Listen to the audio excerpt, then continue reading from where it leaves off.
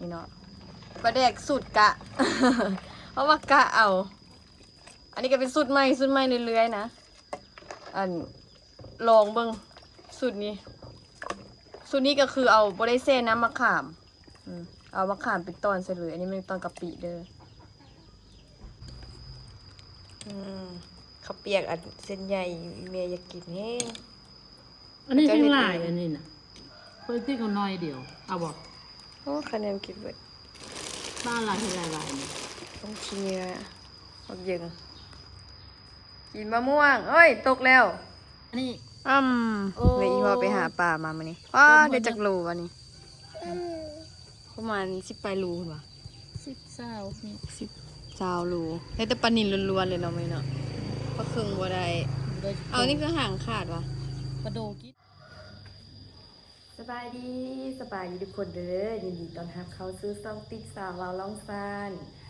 มื้อคืนนี้น่ะฝนตกแห้งแท้แห้งว่าแล้วก็ฟ้าลมแบบพัดจนคือเหือสิปืดนี่แหละบักแห้งๆเนาะน่าจะพายุเข้าอันดีเต็ดตู้มันนะบ่เป็นอีหยังเสยรู้มั้ย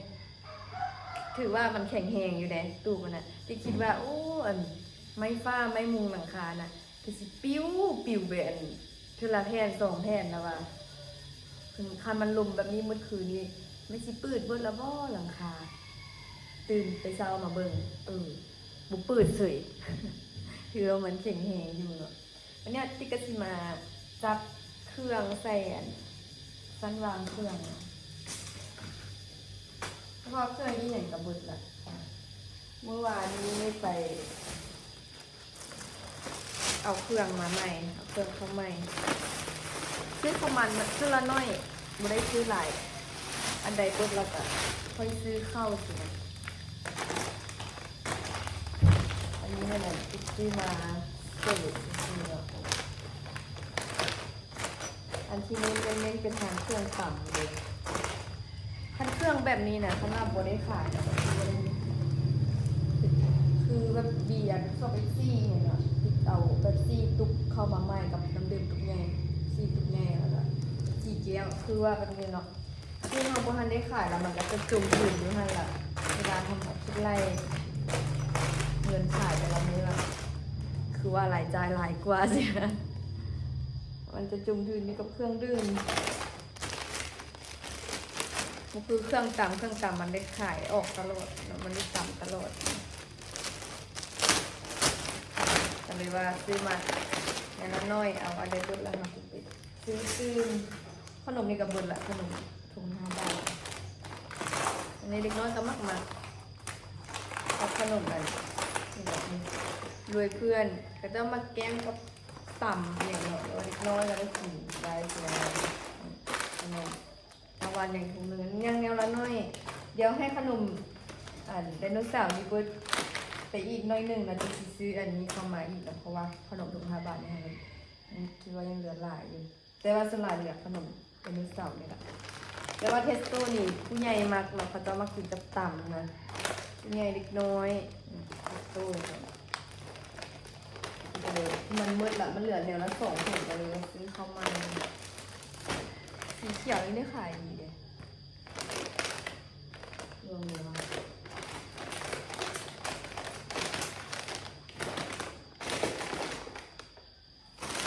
ซื้อเป็นสีส้มเข้ามาใหม่สีแดงบางคนก็ว่าเผ็ด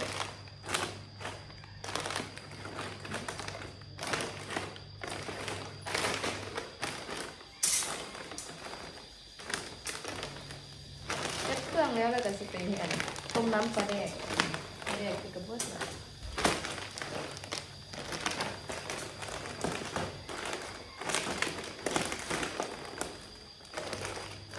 มันจะมี6 ถุงเลยมี6 ถุง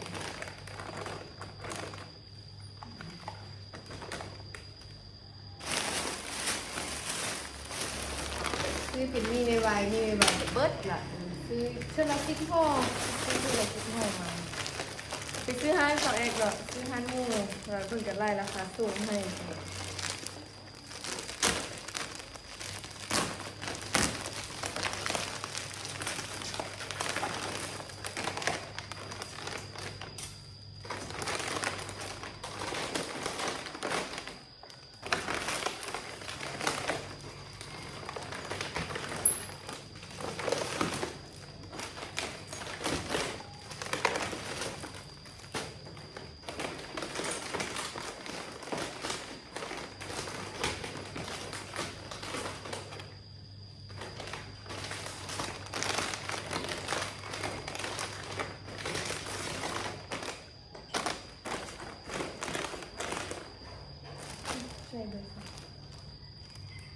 หมูก็เลยขายดีๆก็จะมัดเลย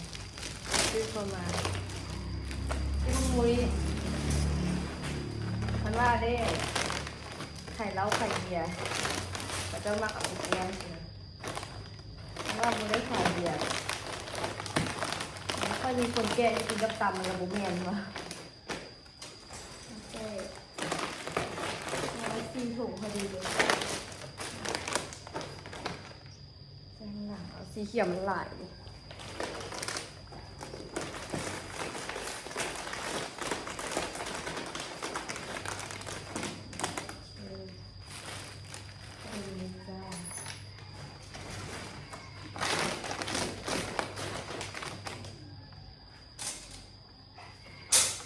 เครื่องดื่ม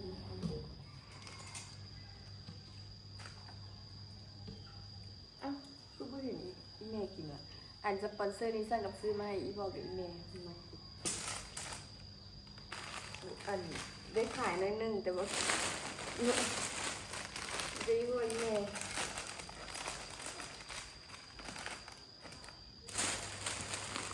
ซิปเปอร์ให้บักอย่างงอมกับนมอ้าวนมอีเมย์ไปแจก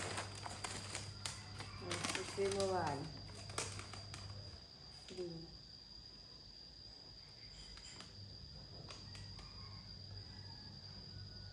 เสียงก็สะท้อน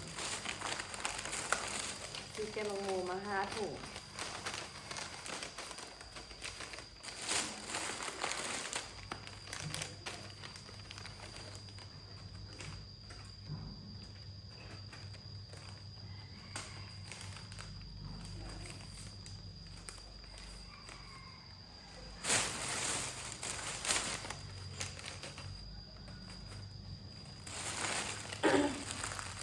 มีไว้10 ห่อตัวเก่ามี2 ห่อเหลือ2 ห่อร้อนนี่เดี๋ยวมืดแล้วจะซื้อเป็นตัวน้อยแต่ว่าตัวใหญ่นี่เขาตามแล้วมันได้หลายเกินไปได้หลายสูตรเลยตัวน้อยนี่เขาใส่ผักใส่เนี่ยก็จะพอดีเหลือ2 4 5 ถุงกับตัวนี้5 ถุง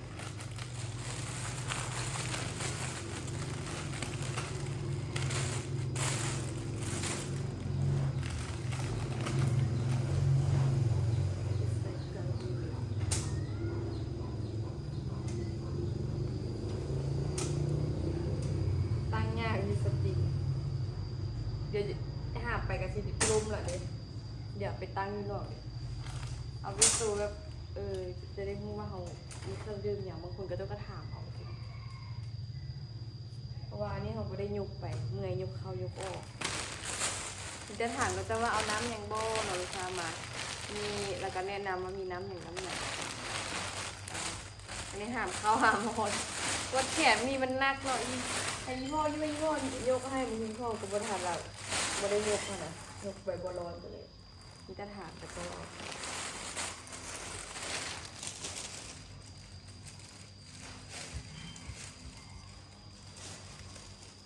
ตอนนี้กำลังเคี้ยวปลาแดกอยู่ทุกคนส่วนผสมก็คือกะเอาเนาะสูตรกะเอาโอ้ยสิเห็นอย่างกับบ่ได้เห็น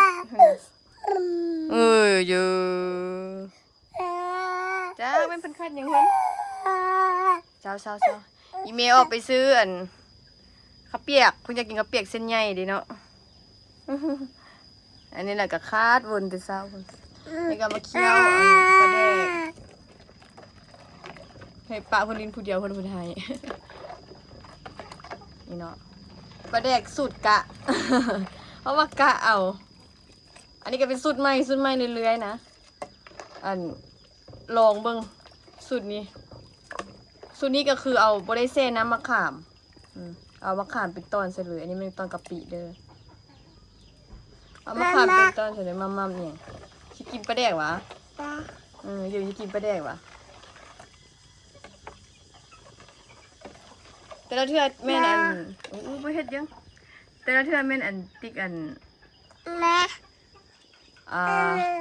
เซน้ำมะขามเปียกแล้วก็ปุ่นใส่น้ำเนาะแต่ว่าอันนี้เห็นที่เอามะขามเปียกใส่เลยลงเบิ่งมันสิเป็นรสชาติได้เลยยังทาอีเมลเอาไปตุยมาให้อยู่เพิ่นสิไปแวะไปตุยมาเลยว่าซั่นสูตรกะ มันก็มีสูตรกะเอา อันนี้เขาจะเคี่ยวให้มันละลาย อันนี้มันจะต้มน้ำอันนั้น ต้มน้ำลวกตีนไก่ใส่ตำ2 เตาเลยหยึงอย่าให้เด้อหยึงเด้อขำหูเด้อเห็นบ่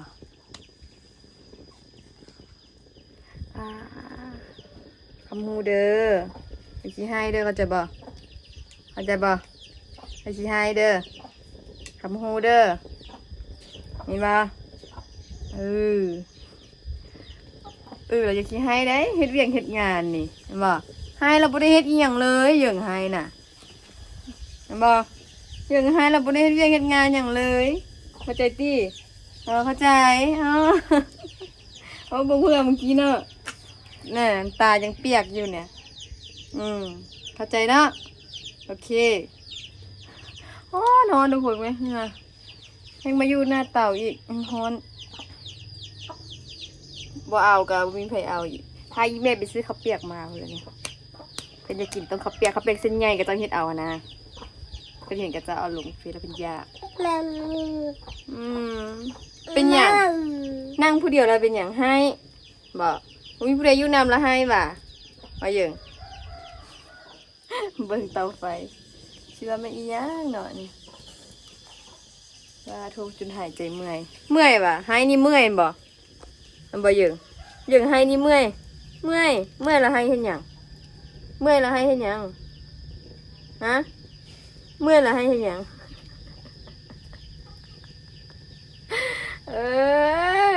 ต้องยิงต้องย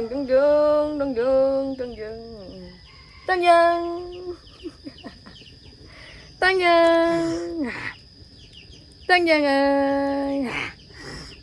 กินปลาแดกว่ะกินปลาแดกบ่กิน แซ่บอ่ะเด็กมากินปลาแดกเคยกินฉันบอกเคยกินงึกหัวตอนหัวงึกอย่างเนาะว่าอย่างกันงึกมันแหงอันตอนแรงเราฟ้าลมตอนสวยละแดดออกมันร้อน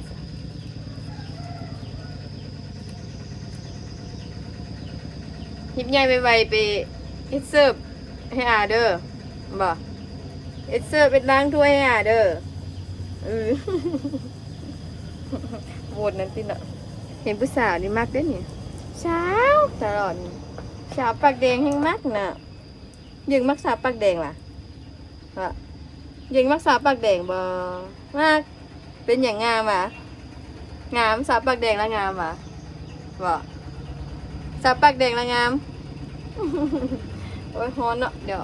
พายิงออกไปนอกก่อนอยู่ไกลเตาไฟหลายฮ้อนพี่ทั้งแดดทั้งไฟให้ปะให้มันฟุดก่อนโอ้หนึ่งอันนี้ใส่ใบเตยลงไปมันพัดเคี่ยซะเมื่อกี้มัดใส่แล้วเลยมันเคี่ยออกอันนี้สูตรเข้มข้นเลยทุกคนจริงให้ให้มันเข้มข้นกว่าเก่า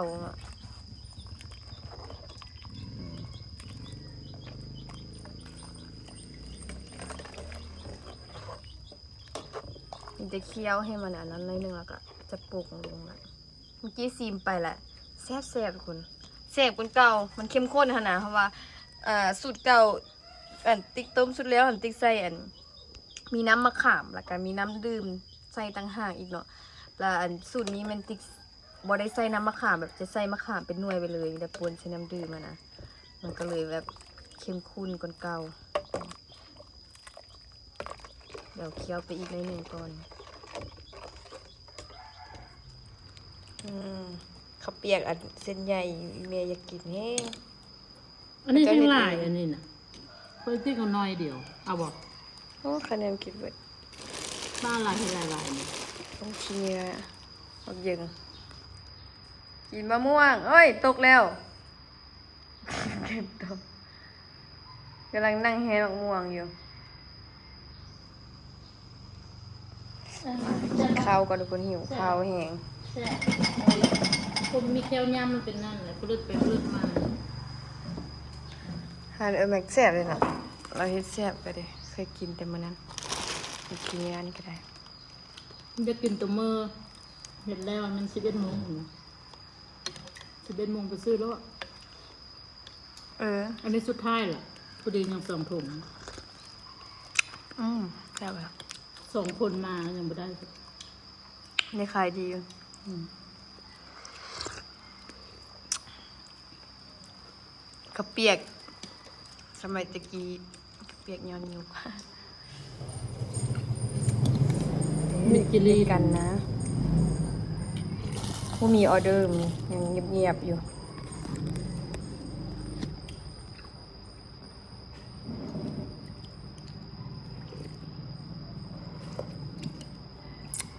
หายอาแคบประเดกแล้วนะแต่ที่ทำเป็น11-12 โมงแล้วมันเริ่มละ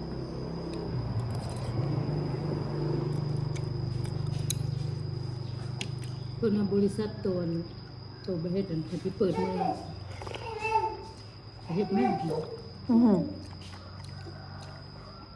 บ าลาดนี่ มันแพง อีอันนี้เนี่ยนะใครเพียงอีเม็กกับอีเป็ก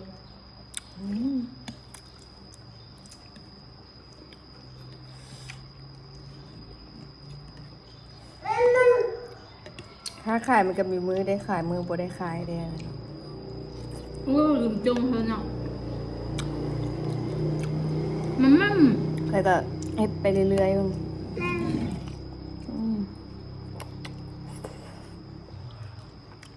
มัมมึก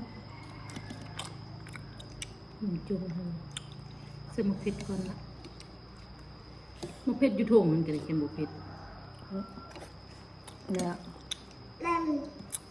มัมเห็นอย่างกับมัมมัมได้แต่คำเดียวน่ะ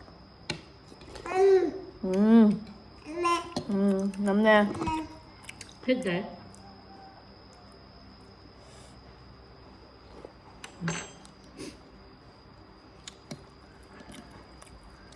โอ้ บอกปลูกใบเตยลกมาเป็นหากว่านะ มันก็ปลูกหรอบ้างสรุปมันคือปลูก เ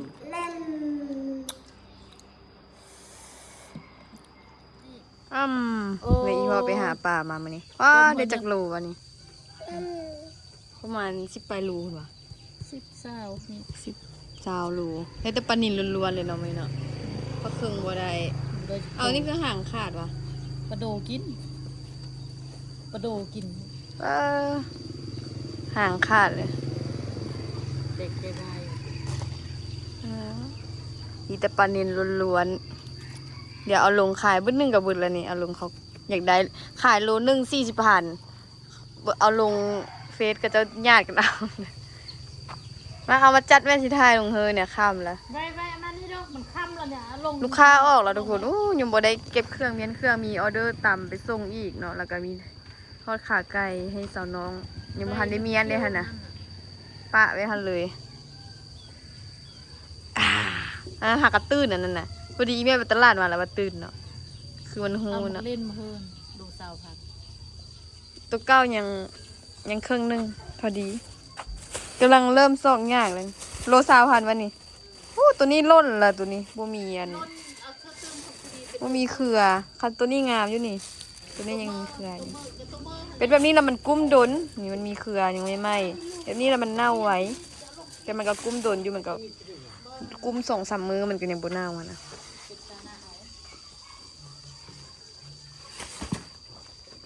เอาเรียนสนิท